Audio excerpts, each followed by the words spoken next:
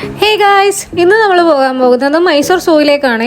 നല്ല വിജലംബിച്ച സൂ ആയിരുന്നു ഇത്. മുതിർന്നവർക്ക് 100 രൂപയാണ് ടിക്കറ്റ് റേറ്റ്, പിള്ളേർക്കാണെങ്കിൽ 50 രൂപയാണെന്ന് തോന്നുന്നു. ഇത് ഏക്കർ കണക്കിന് ഇങ്ങനെ പരന്ന് കിടക്കുവാണ്. നമ്മൾ നടന്ന് ഒരു വഴിയാകും. അവിടെ ഉണ്ടായ ആനിമൽസിനൊന്നും ഞങ്ങൾ ആരും ചെന്നേക്കണത് അതുങ്ങൾക്കൊന്നും ഇഷ്ടപ്പെട്ടില്ലെന്ന് തോന്നണം. ആർക്കും ഒരു മൈൻഡ് ഉണ്ടായില്ല. എല്ലാവരും ഈ കൂടിന്റെ ഏറ്റവും അറ്റത്ത് മാറി നിൽക്കുമായിരുന്നു. നമ്മൾ എന്തൊക്കെ കാണിച്ചാലും അനങ്ങൂലിയുടെ പന്നികള് എന്നുള്ള മട്ടിലാണ് ഇവര് നിന്നേച്ചത്. പണ്ട് കാലത്ത് ഇത് രാജകീയ ഉദ്യാനമായിരുന്നു കേട്ടിട്ടുണ്ട്. ഇവിടെ എല്ലാ വെറൈറ്റീസ് ഓഫ് ആനിമൽസ് ഉണ്ട്.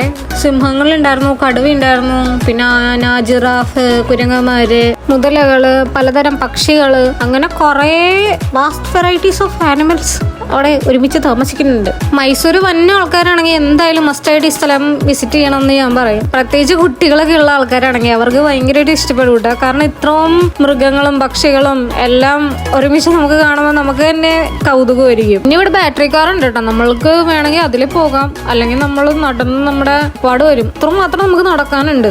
അപ്പൊ എല്ലാവരും മൈസൂർ സൂ പോകേണ്ടതാണെന്ന് പ്രഖ്യാപിച്ചുകൊണ്ട് ഞാൻ ഈ വീഡിയോ നിർത്തുന്നു.